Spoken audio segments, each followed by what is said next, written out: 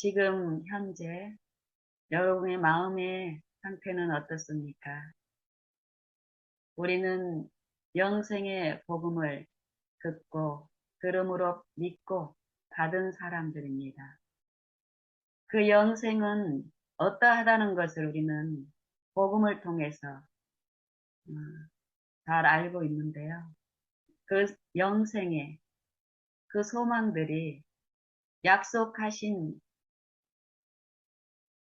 하나님의 분명한 그 약속대로 약속을 성취시키시는 하나님의 능력과 그 자비하심을 따라서 우리 마음에 믿음으로 믿는 자들 안에서 역사하심으로 이루신다는 그 축복이 분명히 우리에게 놓여 있는데 그 축복을 맛보고 계십니까? 그 영생의 기쁨이 지금 이 오늘 우리의 마음에 역사하심으로 그 평안함과 쉼과 기쁨에 감사함으로 화답하고 있는지요. 영감의 글에 보면 이런 말씀이 있습니다. 예수님의 그 품성은 각 사람을 향해서 어떤 구원을 베푸시냐면요. 이 지구상에 나 한 사람만 있는 것처럼 완전한 구원을 베풀어 주신다고 얘기합니다. 우리 유한하고 부족하고 이 속절없는 입장에서는 이 무능한 이 지혜로 한 사람을 케어하기는 쉬울 수 있는 여건에서 두 사람이 내게 주어지면은 버거워합니다. 또 두 사람은 케어할 수 있는 어떤 지식을 소유하고 있는데 세 사람, 네 사람을 케어할 수 있는 여건이, 환경이 주어지면 우리는 그치고 힘들어하며 우리의 무능함을 드러냅니다. 그런데 하나님의 자비하신 품성과 능력은, 우리를 구원하시는 그 능력은 아무리 구원할 대상이 많을지라도 그 각각을 그 각 사람 혼자만 있는 것 같이 완전하게 매 순간마다 우리를 그 영생에 참여할 수 있는 그 축복을 베푸실 수 있다라고 말씀하고 계십니다. 저는 이 말씀을 믿습니다. 그리고 이 말씀이 이해되면 될수록 저는 그분을 더 의지하며 그분만을 더 신뢰하는 그 생애를 이 하루 동안에 베푸시는 그분을 좇아서 간절함으로 연합하고 기도합니다. 한 사람이 있든 억만 명이 있든 억조 명이 있든지 간에 이 세상에 구원할 대상이 하나님의 능력은 그 각 사람을 한 사람이 있는 것처럼 그 각각을 구원하실 수 있다라는 거예요. 완전하단 말은 세밀하게 살펴주시면서 인도하시고 가르치시고 깨우치시면서 잘못된 길에 서 있는 우리를 옳은 길로, 의의 길로 넉넉하게 인도하시며 회복하실 수 있고 치료하실 수 있는 능력자라는 말씀이 이 말씀에 내포되어 있습니다. 마치 우리를 구원하시는 예수님을 태양, 의의 태양이라고 그러죠. 치료하시는 광선. 제가 지금 이곳에 비가 와서 먹구름이 해를 가렸기 때문에 이 방안이 오전 아침인데도 어둡습니다. 그래서 형광등을 지금 전등불을 켜놓고 이제 어둠을 밝히는 요 환경 속에 있는데 이 안방에는 저 혼자만 있습니다. 이 전등불 내 혜택을 저 혼자만 받고 있는데요. 만약에 이 방에 다른 한 사람이 이렇게 들어와서 이 방에 이제 두 사람이 있게 된다면 이 전등불에 내가 혼자 있을 때 내가 받을 수 있는 어떤 혜택들이 두 사람이 들어왔다고 해서 그 혜택이 내가 가지고 있는 어떤 부분을 저 사람한테 나눠줌으로써 손실을 입는 그런 일이 있을까요? 그렇지 않습니다. 저 전등불빛은 이 방 안에 한 사람이 있을 때나 100사람이 들어있을 때나 즉 그 전등불에 의해서 우리가 받아야 될 이 빛의 유익들은 한 사람이 받은 것 마냥 동일하다는 거예요. 그것처럼 예수님의 구원하시는 능력과 각 사람을 사랑하시는 그 품성은 구원할 대상과 그 수하고 상관없이 완전하게 베풀어지고 있다는 것입니다. 아담과 하와만 이 땅에 살았을 때나 지금 이 인류가 인구수가 많이 증대됐는데 그 각 사람에게 우리가 생각하는 우리 믿는 사람들만 차별해서 구원하시는 게 아닙니다. 음, 각 사람에게 성령의 호소로 양심을 통해서 지속적으로 이 영생을 알게 하시기 위해서 또 전형계를 통해서 모든 일상생의 어떤 관계에 어떤 일들을 섭리하시면서 하나님은 지속적으로 한 영혼을 구원하시기 위한 구애를 성령을 통해서 하시는데 우리가 그런 체험적인 지식을 갖게 되면 이 말씀의 의미가 어떠하다는 걸 알게 되고 그 진실함도 우리가 믿을 수 있게 됩니다. 그렇다면 우리의 자세는 의심이라는 또 불신이라는 의혹을 품는 것보다 매 생애에서 그분을 더욱 알기를 바라는 그런 태도로 매 순간마다 그분의 인재를 구하고 모시는 인정하는 그런 생애로 음, 구성되고 있습니다. 저는 오늘 아는 것, 믿는 것 이게 일상생애에서 우리에게 어떤 의미이고 성경에서 말씀하시는 그런 부분이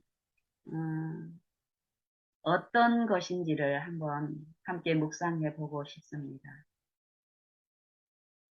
음, 여러분 혹시 이런 이야기 들어본 적 있나요?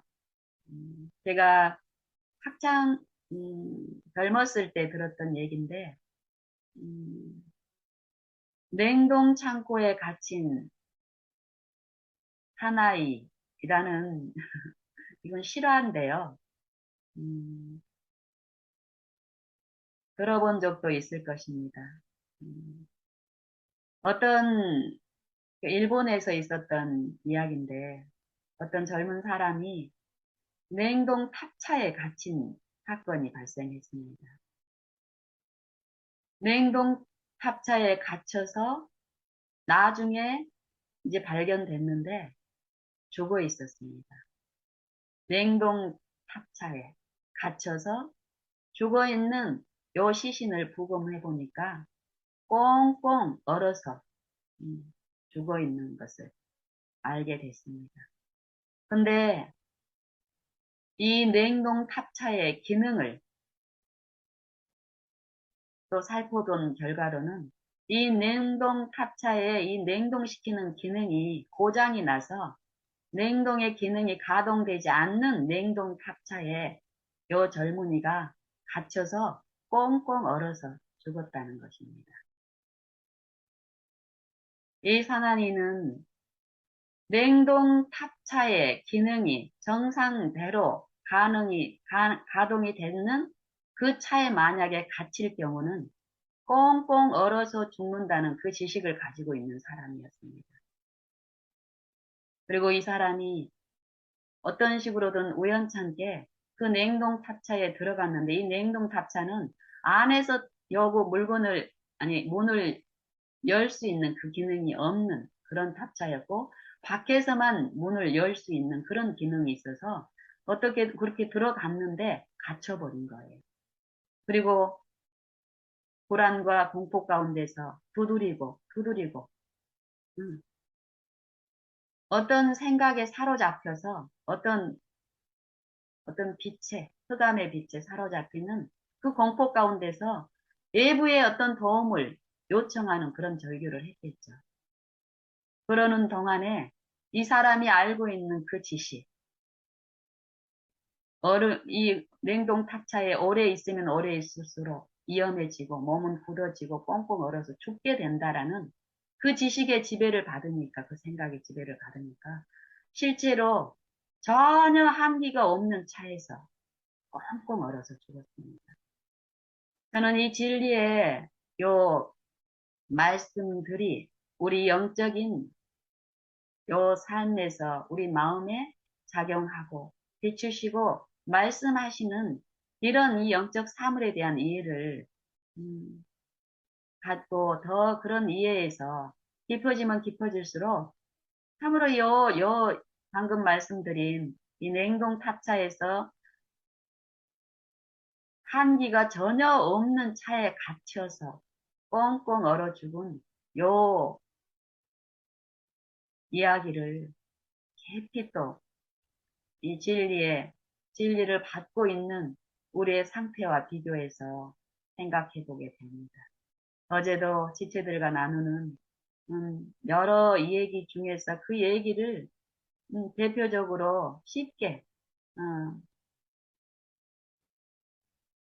해설해주는, 설명해주는 어떤 그런 거에 요 대화가, 이야기가 필요하다 싶어서 이제 이런 얘기를 했을 때 듣는 분들이 공감을 하고 또 이해를 또 돕는 그 은혜가 있었는데요.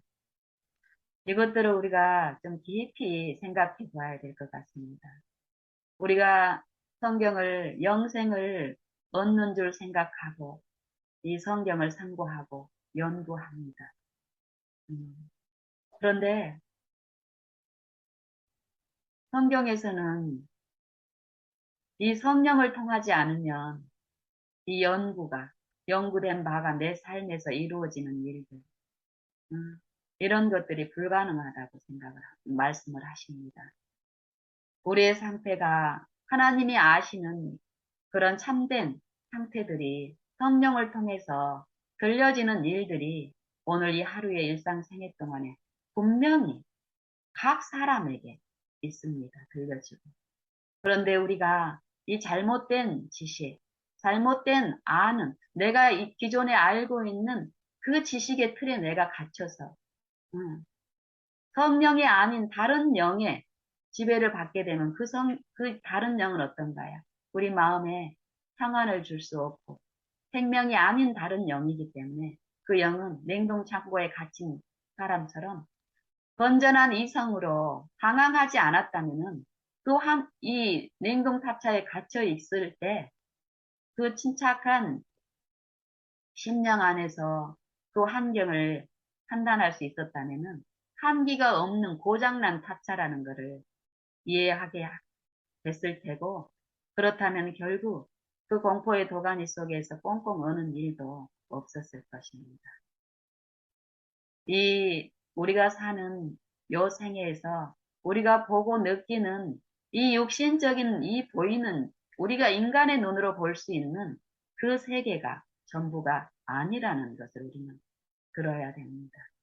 이 영의 세계는 이 사람들, 식물이나 동물은 하나님의 형상으로 지음을 받은 존재가 아니지만 우리 인간은 하나님의 형상으로 지음을 받은 존재로서 이 음, 영의 나눔을 통해서 분명히 이 구속의 일들이 일어나는데 우리는 아담 안에서 하나님이 음, 산 영, 우리에게 산 영을 주셨지만 우리의 범죄함으로 그 산 영에서 단절이 됐습니다. 하지만 하나님은 우리를 그렇게 버리거나 멸망이 죽게 내버려 두지 않고 구속의 경륜을 가동하여서 십자가를 높이 세워주셨습니다. 십자가의 빛을 통해서 각 사람을 붙들고 있기 때문에 우리의 죄의 값은 반드시 영멸이라는 사망이라는 하나님의 말씀, 분명한 말씀이 있지만 이 구속을 통해서 그리스도의 십자가가 우리를 붙들고 있기 때문에 어떤 흉악한 죄인이라도 지금 이 생명을 가지고 있습니다. 그렇지만 성경에서는 이 생명은 누구나 차별 없이 나눠주는 이 생명은 영생의 생명이 아니라고 얘기합니다. 영생의 생명을 구해서 받아서 누릴 수 있는 그 기회를 주기 위해서 은혜로서 자비로서 모든 각 사람에게 그리스도의 분량대로 선물로 주셨다라고 얘기합니다. 믿음도 선물로 주셨고 그 믿음을 좇아서 그리스도의 영을 듣고 그 영께 굴복해서 그 영생의 지식에 참여할 수 있게 하시는 그 축복을 모든 각 사람에게 주셨습니다. 그것을 내가 받아들이냐 받아들이지 아니하는 것은 하나님 편의 문제가 아니라 우리 각 사람의 편에서 받아들이고 거절하는 일이 이 일상생애에서 일어나고 있다고 말씀하십니다. 그 내가 거절하는지 또 거기 그 성령에 이끌려서 연합하는지는 분명히 순종하는 자들은 순종하는 자의 종이 돼서 그 종의 열매를 맺는다는 이 로마서의 말씀처럼 내가 성령을 거절한다면 나는 여전히 이 본성의 열매인 육체의 일을 하고 있는 그 삶 속에서 그런 품성으로 나타나는 거고 성령에 굴복돼서 성령의 이끄심에 내가 가서 성령을 듣고 복종하고 성령의 일에 연합을 한다면 성령께서 하신 열매인 성령의 열매로 그 품성이 나타난다라고 말씀하십니다. 우리는 어떠한 경우든지 간에 우리의 표준은 상대적인 사람 간의 표준이 아니라 우리 아무리 악한 어떤 입장에 있어도요. 사람 간의 어떤 표준을 내가 지금 잘 되고 있는 어떤 내 선한 어떤 품성을 그 부분에서 다른 연약한 누군가하고 비교하게 되면 나는 참 의로운 입장에 서 있게 됩니다. 그래서 성경은 사람을 표준으로 하지 말고 사람을 의지하지 말고 사람을 보지 말고 기별자를 보지 말고 그리스도를 바라보라고 얘기합니다. 우리의 표준은 우리의 품성의 표준은 의의 표준은 어떤 경우든 누구에게든지 간에 그리스도가 되어야 됩니다. 그리스도의 표준. 그리스도를 항상 내가 바라볼 때 자비하시고 긍휼이 풍성하시고 나의 연약함을 아시고 나를 정죄하지 아니하시고 나의 쨘된 상태와 사단의 이 속박에 얽어매져서 쉼이 없는 내 상태를 불쌍히 여시는 하나님은 성령을 통해서 내 마음을 만지시며 지속적으로 그 아름다운 의의 태양이신 분을 어떻게 비치는지는 모르지만 분명히 바라보는 일 가운데서 그 무한한 사랑과 긍휼을 그 흠없는 그 형상을 비췄을 때 바라보는 동안에 그 형상이 내게 입혀지는 죄에 대해서 의에 대해서 심판에 대해서 성령은 분명히 각 사람에게 호소하시면서 바라게 하시고 바라는 동안에 내 마음에서 그런 지식들을 일깨우는 일을 분명히 하십니다. 그런 체험적인 지식들을 우리가 이 일상의 생애에서 얻게 되면 우리는 그 일을 지속적으로 더 함으로써 그 축복에 우리가 참여함으로써 하나님께 영광을 돌리는 일들이 있습니다. 이 아는 일에 대해서 성경 몇 구절을 우리가 한번 살펴보면 좋겠습니다. 성경에서는 영생은 요한복음 17장 3절에 보면은요. 예수님이 말씀하시기를 영생은 유일하신 참 하나님과 그의 보내신 자 예수 그리스도를 아는 것입니다. 이렇게 말씀하셨습니다. 아는 것, 이 아는 것이 무엇일까요? 예를 들면 제가 음, 이 사과라는 분야를 연구를 했습니다.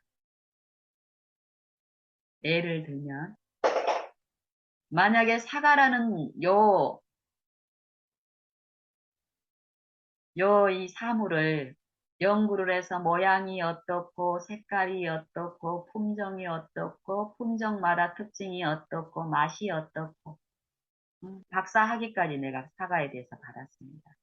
그러면은 요 지식은 그래서 이 박사 학위 중에서도 최고의 일인자라고 그 평가를 이제 제가 받고 있는 입장에서요.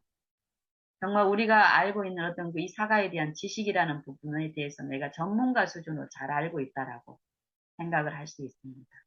그래서 성경에서 말하는 요 지식은 이 하나님을 아는 요 지식이 어떤 것인가를 우리는 알아야 되는데 요 지식을 말하는 것인지 또 어떤 분이 하는 분이 계시는데 평생 실제 사과 농사를 지으면서 사과에 대해서 알고 있는 어떤 분이 계십니다.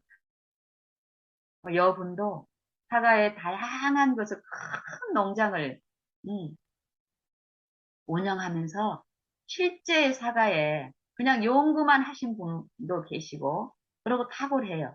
근데 이 실제의 분야에서 사과를 재배하고 자라는 요 과정을 알고 있는 분이 계신 거예요. 이분도 굉장히 실제적인 지식 가운데서 잘 알고 계시겠죠. 근데 또 어떤 한 분이 계세요. 그분은 어떤 분이냐면은 어떤 병이 삶 속에서 어떤 병을 얻게 됐는데 죽을 병을 얻게 된 거예요, 사람. 근데 이 사람을 치유할 수 있는 음, 효능이 사과 속에 있는데 사과의 이 한 단종, 한 종류만 그런 게 아니라 사과의 여러 가지 종류 중에 있는 어떤 성분들이 이 사람에게 유익이 된다라는 것을 알게 된 이 사람이 사과를 재배하는 그런 농장들을 찾아다니면서 그 사과를 취해서 구입해서 실제로 먹고 그 병의 치유를 받아서 이 사과를 아는 사람이 있습니다. 그러면서 죽을 병원에서는 진단하기를 살 수 없다라는 가망이 없는 병을, 음, 병이 들어서 누군가의 도움으로 사과의 어떤 성분들이 그 병을 치료할 수 있다라는 것을 듣고, 자기의 모든 재산들을 다 해서 그 사과를 계속 먹으면서 치료의 회복을 체험한 사람이 너무 감사하고 또 그 고통을 또 이해한 요 사람이 이제는 자기와 같은 그런 병들어 있는 사람들을 돕는 일을 하는 거예요. 그러면서 자기가 체험적으로 치료한 요 경험들을 나눠주면서 이 병든 사람들을 자기와 같은 회복에 참여하게 함으로써 지속적으로 유한한 어떤 고정적인 어떤 지식이 아니라 내 케이스하고 병의 어떤 병명은 같지만 사람마다 어떤 특질이라든지 어떤 증상이 다른 이런 사람들을 상대하면서 이 사과를 거기에 접목시키고 먹고 이렇게 하는 지금 현재 체험적인 어떤 지식을 알아가고 있는 지속적으로 발전하는 상태에 지식에서 성장해 가는 상태에 있는 이런 사람이 있습니다. 이 세 사람. 근데 이 논리적인 어떤 지식에 요 비교를 하게 되면은 음, 첫 번째 박사 학위를 받은 이 세계의 이 세상에 인정을 받은 지식 전문가라는 평을 받고 있는 이 사람이 가장 탁월한 것 같아요. 인정을 많이 받고. 그리고 두 번째로는 그래도 실전에서 이 사과를 알고 뭐 이렇게 모든 어떤 그런 부분 겉으로 봤을 때는 명성이라든지 지위라는 것에 비하면 첫 번째 사람하고 비교할 수 없지만은 그래도 세상에서 인정해 줄 만해요. 근데 세 번째는 어떻습니까? 이 사과에 대한 연구도 없었고 실제로 농사 짓는 것도 없었어요. 근데 자기의 병이 들어서 그 병을 치료하는 정말 요 약으로서, 보약으로서, 양식으로서 그것을 취하는데 자기의 전 재산을 들여서 그것들을 먹음으로써, 실제적인 양식으로 먹음으로써 체험적인 치료를 받은 사람이 이제는 자기를 위해서 사는 게 아니라 그런 나와 똑같은 입장에 있는 사람들에게 이 지식을 나눠주는 일을 통해서 요 내가 겪은 그대로를 전수하는 게 아니라 그 사람의 형편에 맞게끔 적용하는 이런 일 가운데서 요 지식의 자라감에 있는, 성장에 있는 요 세 사람, 세 번째 사람. 이 세 사람은 이 세상에서 말하는 이 사과에 대한 지식에서는 인정을 받지 못하고 있지만 성경에서는 세 번째 사람만이 이 사과를 아는 사람이라고 얘기합니다. 요한복음 17장 3절에서 영생은 유일하신 참 하나님과 그의 보내신 자 예수 그리스도를 아는 것이 영생입니다. 라고 예수님이 말씀하십니다. 이 아는 것. 그리고 영생을, 응? 하나님에 대한 무엇을 아는 것이라고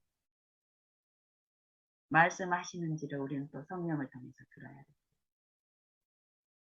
단순히 요 지적인 이론을 아는 것인지, 지적인 것 중에서도 무엇을 아는 것인지, 성경에서는 그리스도의 품성, 하나님이 모든 피조물을, 만물을 지으신 창조주로서 지음을 받은 피조물, 창조물을 다스리시고 통치하시는 또 사랑하시는 그 품성과 동률이 풍성하신 그 품성과 또 그들을 하나님 안에서 사랑 안에서 기쁨을 누리고 쉼을 누릴 수 있게 유지하시는 그 능력을 주시는 그 능력자로서 하나님의 성품과 품성과 그 능력을 아는 것이 영생이라고 얘기합니다.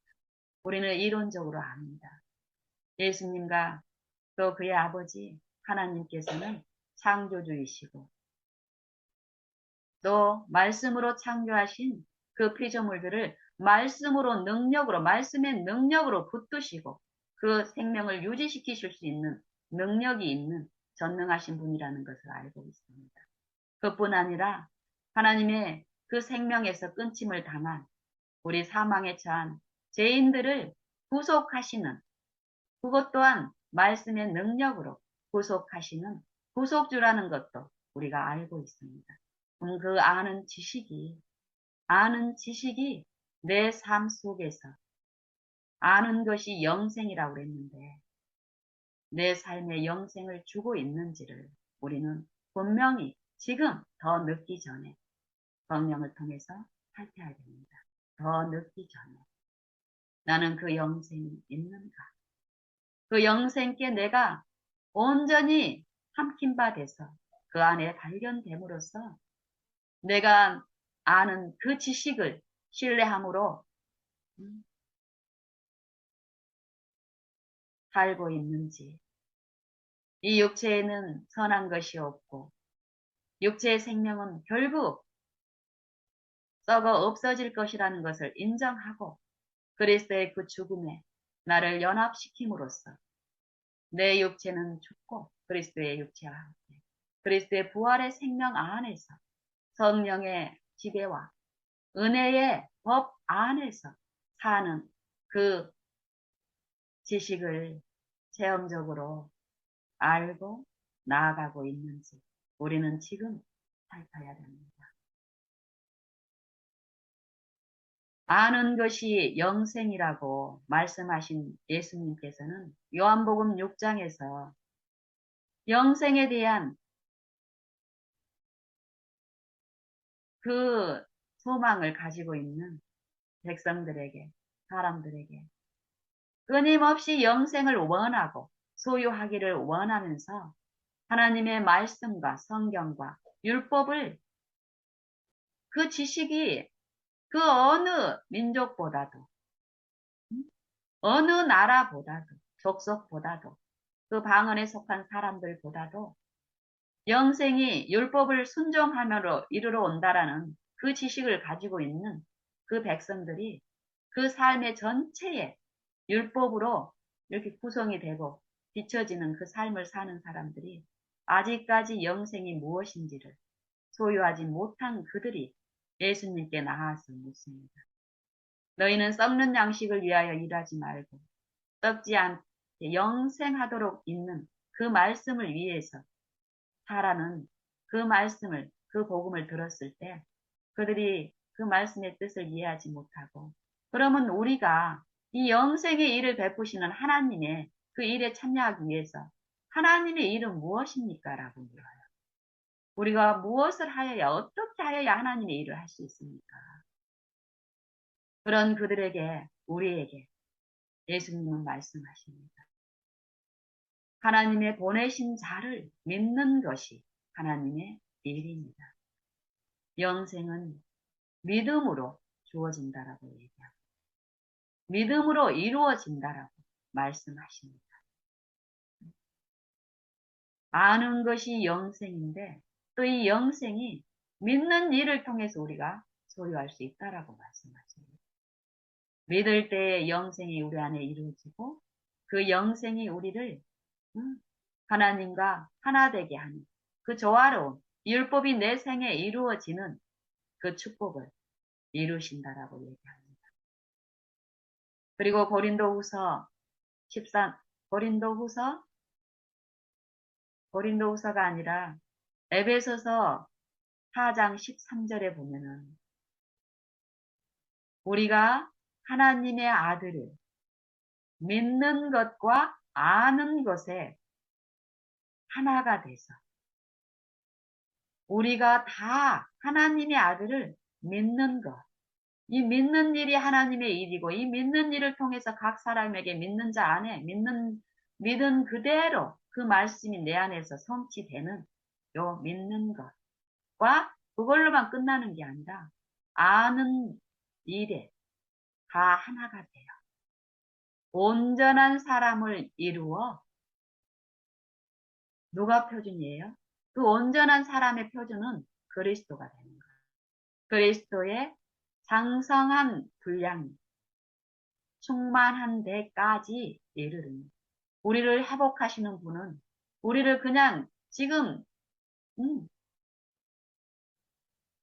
우리가 맛보고 있는 그 정도로 만족하지 아니하시고 이 세상에 나 혼자만 있는 것처럼 하나님의 품성과 그 능력을 체험적으로 알리시는 이 영생의 일에서 충만하게 하는데 누구처럼요?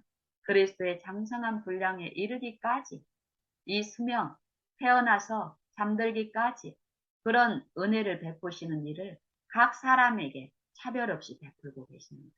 그런데 우리 각 사람이 거절하느냐, 그 이끄심에 끌려가느냐에 따라서 하나님의 능력은 충만하게 드러나느냐, 아니면은 다른 영이 또 충만하게 나타나느냐, 이 삶으로, 삶의 열매에서 드러난다고 말씀하십니다. 에베소서 4장 13절에서처럼 우리의 표준은 하나님이 제시하시는 표준은 온전함의 표준은 그리스도의 장성한 분량에 이르기까지 그리스도의 장성한 분량에 충만한 데까지 이르기까지 그 구원을 성령을 통해서 베푸시는데 믿는 일과 아는 일을 통해서 그 일이 내 안에서 이루어진다는 것입니다. 그래서 성령은 우리에게 호소하시기를 너희가 믿음에 있는가 스스로 자신을 시험하고 자신을 확증하라는 요 기별을 지금 각 사람에게 말씀하십니다. 우리가 믿음에 있는가?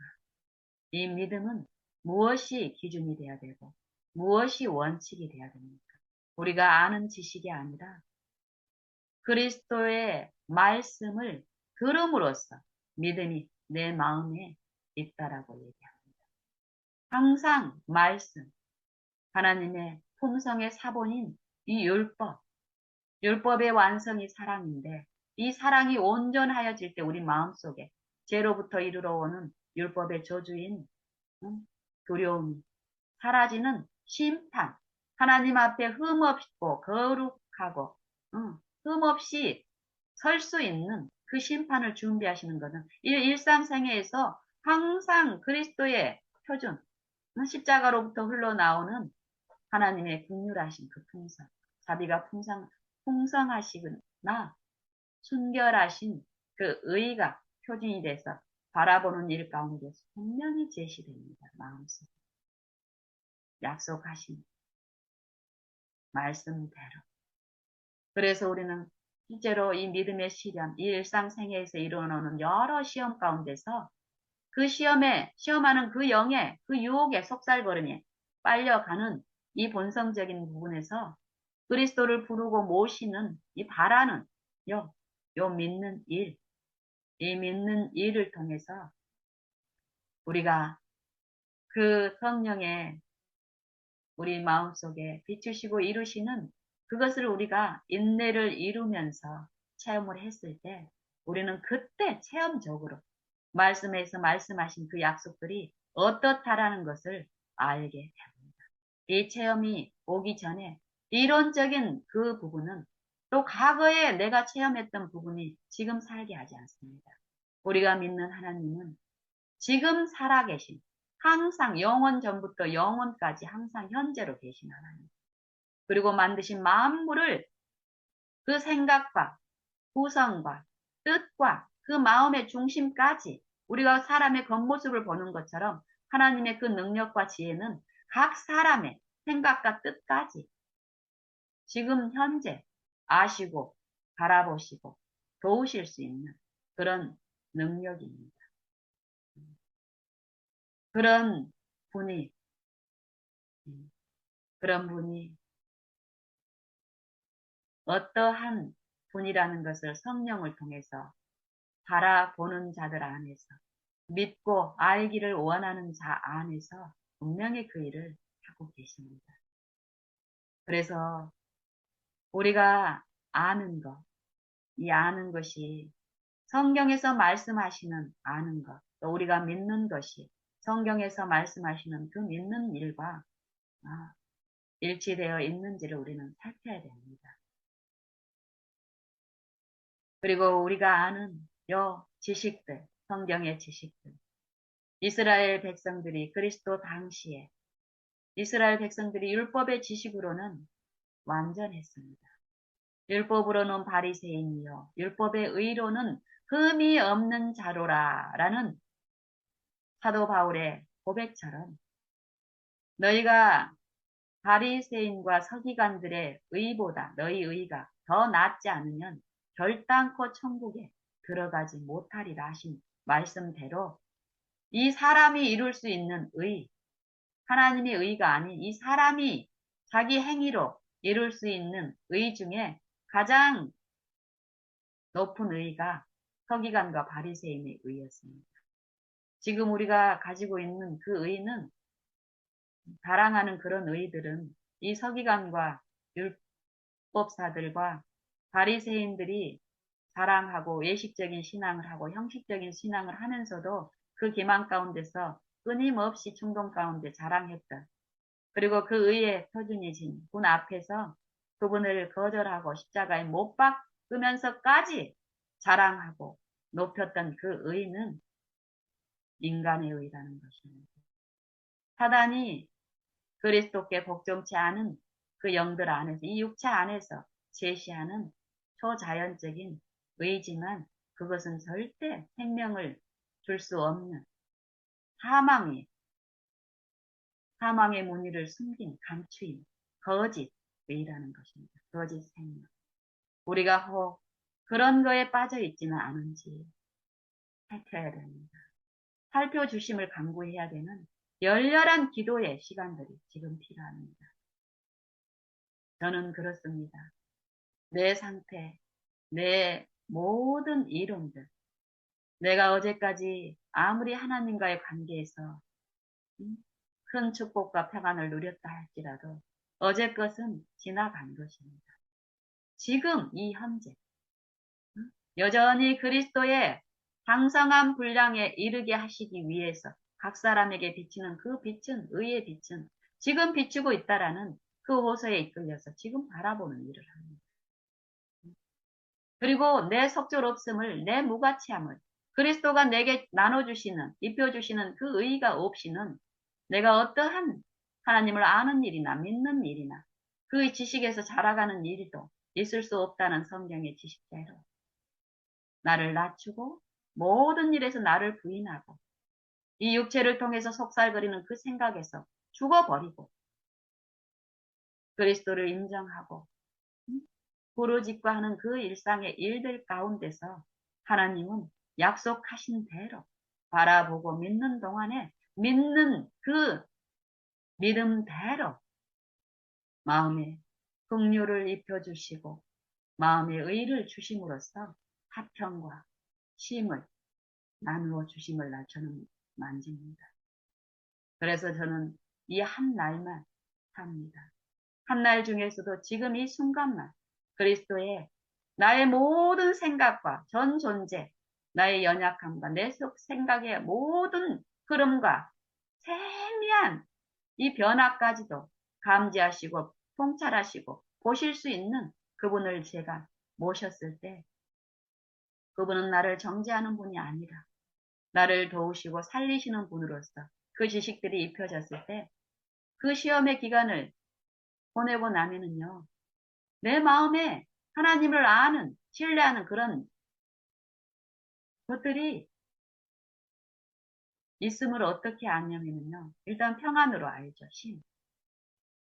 그리고 어떤 또 다른 어떤 관계에서 어떤 시험이 왔을 때 정말 하나님이 나를 취급하시는 것처럼 상대를 취급하는 일이 일어납니다. 보복이 아니라. 인간적으로는 보복할 수밖에 없는 그 형편 상황에서도 보복이 아니라 긍휼을 나누어 줄 수 있는 그 의가 내 안에 있음을 그 시험을 통해서 알 수 있습니다. 알게 하십니다. 성령. 이런 이치를 체험하고 이러면서 저는 더욱더 그걸 만지고 싶고 누리고 싶기 때문에 저를 낮추는 일만 하고 구하는 일만 하고 원하는 일만 합니다. 그러면은 내 마음속에서 이루어지는 믿는 일, 나를 부인하고 내 십자가를 지고 이 육체에서는 죽고 사단이 뿌리는 흑암 있습니다. 자기를 섬기게 하기 위한 그동안에 나를 길들여 놨던 어떤 영적 흑암으로 나를 고뇌하게 하고 고통하게 하는 분명히 그 부분이 있지만 그거에 굴복하지 않고 거기에서 죽는 믿음으로 그리스도의 십자가에 사랑과 능력을 붙드는 성령이 제시하는 그 이끄심에 내 감정적으로 뭔가가 없고 있을지라도 그럴지라도 말씀만을 믿고 지속적으로 그 시간을 보냈을 때 하나님의 그 약속이 이루어지는 일을 통해서 믿음은 더욱 강해집니다. 그래서 더 어떤 어려움이 있더라도 그 순간에도 내 인간적인 지식을 의존하지 않고 내 자아를 신뢰하지 않고 다른 사람이 나를 어떻게 정죄하고 비난하고 멸시하고 내 자존심을 손상시키더라도 거기에 이끌리지 않고 충동되지 않고 그 순간에 그 부분에서 죽고 그 생각에서 그리스도를 열렬히 부르짖고 그 의에 또 참여하는 일들을 또 하게 하십니다. 이 삶이 저는 너무 좋습니다. 이 삶이 하나님을 믿는 일, 아는 일이 우리의 어떠함으로 이루어지는 게 아니라 보이지 아니하시나 이 성경을 통해서 주시는 그 약속대로 그 약속을 믿고 그 말씀을 의존해서 부르는 일, 구하는 일, 찾는 일, 두드리는 일을 하는 자들 안에서 성취시킴으로써 그걸 지금 맛보게 하는 것. 하나님의 성령이 내 안에 나를 지배하심으로써 베푸시는 그 평안함과 쉼.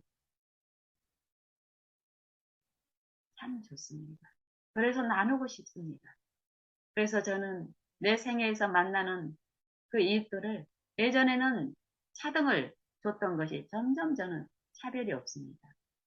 어떤 이웃이든지 간에 내게 주신 그 이웃은 하나님이 여 생명을 나누게 하시기 위해서 또 나누는 일을 통해서 그 생명을 더 부어주시기 위해서 섭리하신 거라는 걸 믿기 때문에 하나님이 우리를 아시고 도우시는 것처럼 그분들에게도 가까이 하면서 나누는 일을 내 분량 안에서 하게 하시는데 이 일은 버거운 일이 아니라는 거예요.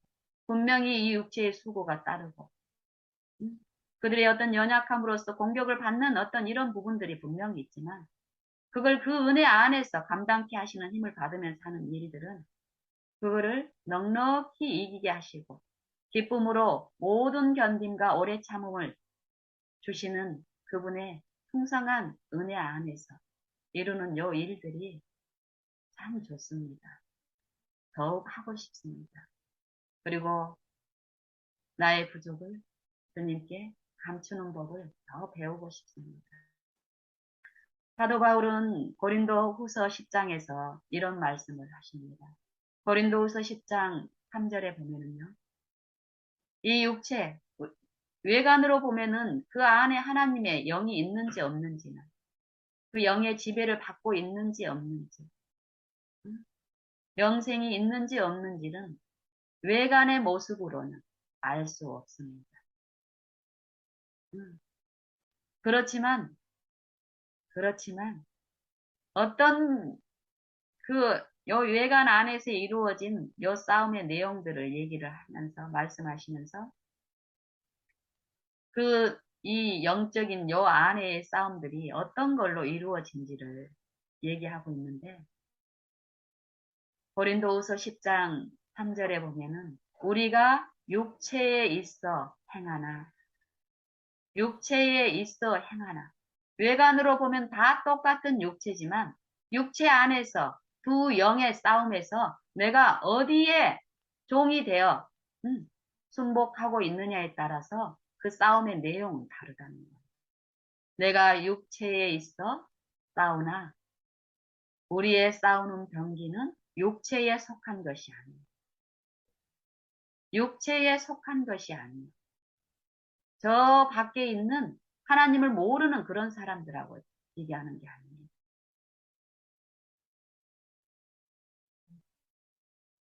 육체대로 싸우지 아니하노니 우리의 싸우는 병기는 하나님 앞에서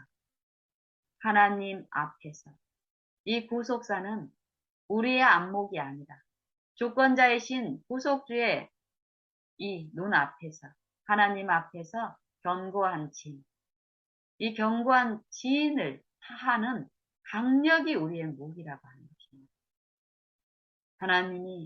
하나님이 이 구속을 베푸시기 위해서 우리에게 주신 그 은혜가 무엇인지를 알게 하시기 위해서 우리에게 각 사람에게 성령을 주시고 그 성령의 호소를 지금 주시는데 거기에 문을 열고 모시는 자들 안에서 믿는 자들 안에서 하나님을 아는 일이 일어나는데 그 다음에 보면은요. 견고한 진을 파하는 강력이 우리의 무기가 되는데 그 무기에 나를 굴복하고 그 무기에 내가 인도하심을 받고 가르침을 받는 자들 안에서는 어떤 일이 일어나느냐면은 그 다음에 모든 이론을 파하는 거예요. 이 견고한 진, 하나님 앞에서 견고한 진을 파하는 강력이 날 때 이 견고한 진을 사도 바울은 끊임없이 육체라고 성령을 통해서 말씀하는데 이 육체의 구성이 혈과 육에 관한 부분을 얘기를 하는 게 아니라 이론으로 구성된 육체라는 거예요. 이론을 파는 거예요. 내 몸을 쳐서 복종케 한다라는 사도 바울의 그 절제의 권면에서 내 몸을 쳐서 복종케 하는 것은 내가 남에게 복음을 다 전파한 후에 내가 도리어 버림이 될까 하여 육체를 쳐서 복종하네 하는 일을 성령을 통해서 하는데 힘을 다하여 하는데 그 쳐서 복종하는 게 고행인 그런 것이 아니라 혈과 육을 내 힘으로 복종시키는 게 아니라 같은 사도 바울이 고린도후서에서 성령을 통해서 모든 이론으로 구성되어 있는 견고한 진을 파는 거랍니다. 모든 이론을 파고 거기서 끝나는 그 이론들이 어떤 일을 하냐면은 하나님을 아는 게 영생이라고 합니다. 하나님을 아는 것을 대적하여 높아진 이론이라는 거예요. 바리새인들이 예수님 당시에 이스라엘 그 교회의 상태가 어땠습니까? 율법의 지식과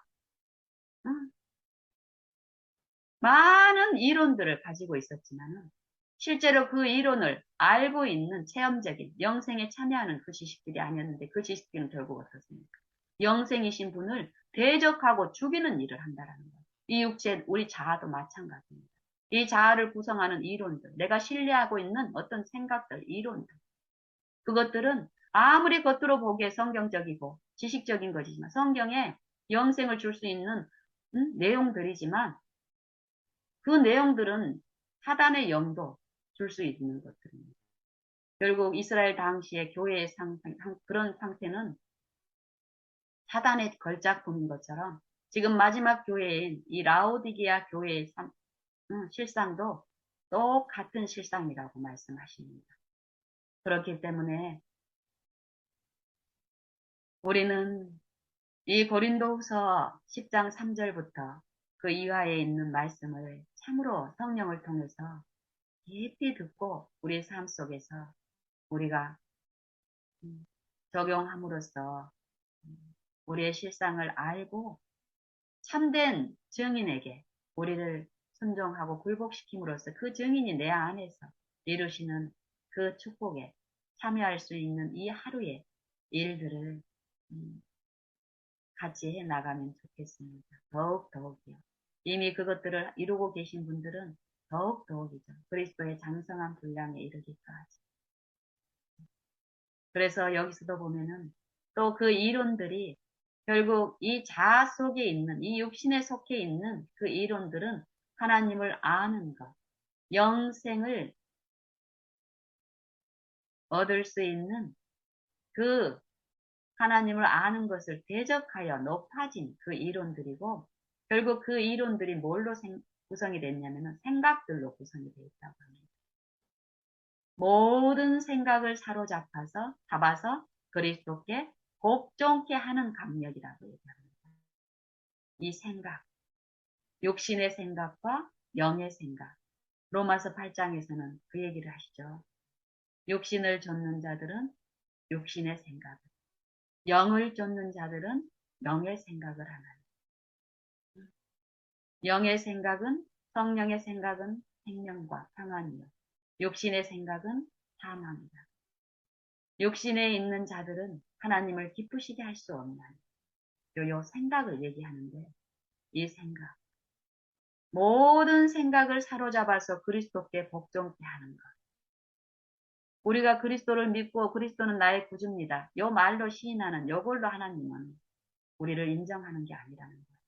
우리의 마음 속의 뜻까지 모든 만물을 벌거벗은 것까지 그 속을 감찰하실 수 있는 지혜와 능력이 풍성하신 분은 우리의 공언이나 우리의 말에 고백을 그대로 받아들이시는 그런 요한한 분이 아니라고 말씀하십니다. 우리는 그 임재의 빛 가운데 매 순간마다 서서 철저히 나를 씻겨주시는 긍휼이 풍성하신 그분을 체험적으로 알아야 되는 그 특권이 오늘 이 하루 동안에 만민에게 주어져 있습니다. 그래서 요 고린도후서 10장 3절 이하에서 5절에 보면 모든 생각까지 사로잡아서 그리스도께 복종케 하는 요거, 이게 온전함이고 자유입니다. 내 마음에 힘을 주시기 위해서 이 육신의 생각을 통해서 사단은 끊임없이 사단을 섬기게끔 하잖아요. 이 자아는 그렇죠. 끊임없이 불안한 것을 견딜 수 없고 어떤 염려와 내 상해 가운데서 어떤 불편함이 오면은 그거를 해결하기 위해서 자기 힘으로 내가 기존에 들었던 어떤 지식들을 끌어와서 그걸 적용하고 하는 일을 자기 힘으로 하게 합니다. 근데 근본적인 그걸 줄 수가 없기 때문이었던 거예요. 감정적으로 어떤 일순간에 일시적인 어떤 그런 것은 맛보지만 근본적인 게 아니기 때문이었습니다. 또 불안해서 이 자아를 통해서 역사하는 영은 그 정도밖에 할 수 없습니다. 하지만 성령은 어떤가요? 성령께 온전히 우리가 그 자아에서 나를 부인하고 십자가에 죽는 그 일을 통해서요. 성령은 우리를 뭐 성령의 하나님의 뭐 로봇 같은 뭐 독재자로서 우리를 불종케 해가지고 하나님의 영광만 음, 누리겠다라는 그게 이제 사단이 주는 하나님의 품성을 오해하는 일들입니다.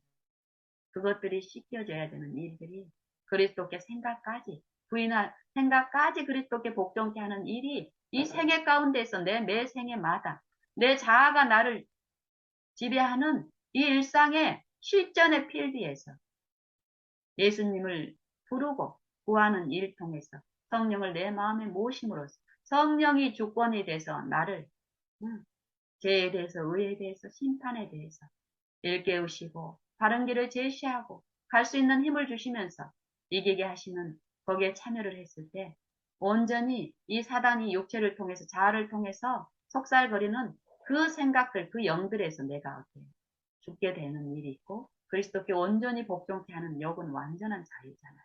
그게 쉼이잖아요.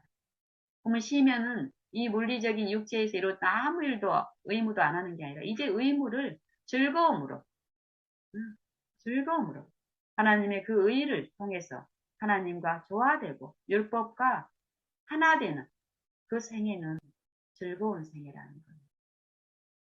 남에게 사랑과 희락과 오래 참음과 화평을 나눠줄 수 있는 생애라는 거예요. 그것을 주시기 위해서 요 끊임없이 내게 좋은 것이라고 속살거리는 이 자아의 세상권을 차지하고 있는 사단의 영에서 부인하는 일을 생애에서 일상 생애에서 해보라는 것이에요. 했을 때 우리는 참으로 하나님의 말씀이 진실하고 완전하다는 것, 영혼을 소생케 하시는 생명의 말씀이라는 것을 내가 생명에 참여하는 일을 통해서 알려주시는 거예요.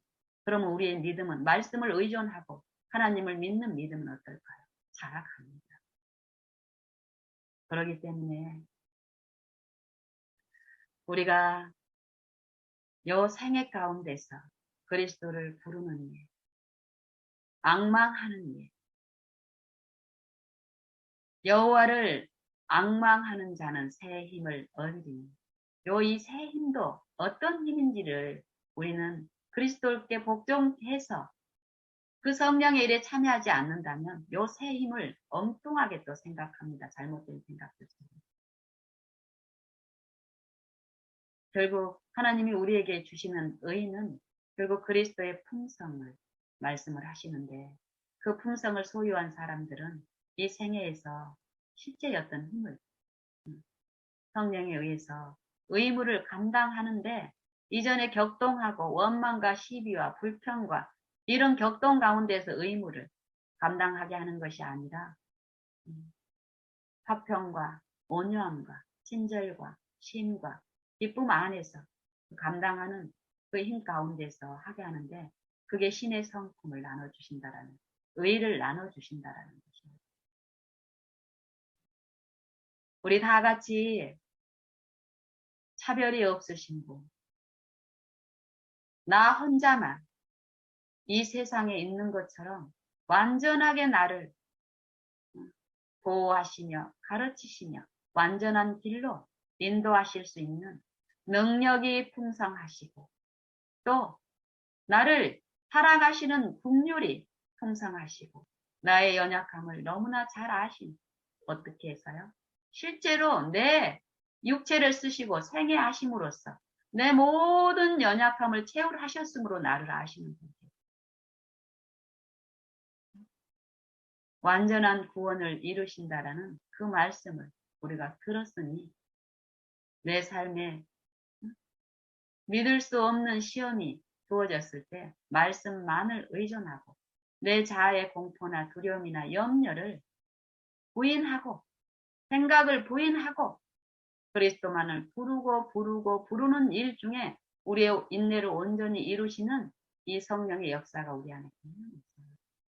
그런 일들을 우리 다 같이 오늘 이 하루에 시간 동안에 모든 생애에 이 관계마다 일마다 각 사람마다 다양한 관계와 다양한 일들 형편이 있을 줄 압니다. 가정 안에서 또 교우들 안에서 또 이웃들 안에서 또 직장에서, 사업장에서 이 믿는 일, 아는 일은 각 사람 안에 베푸십니다.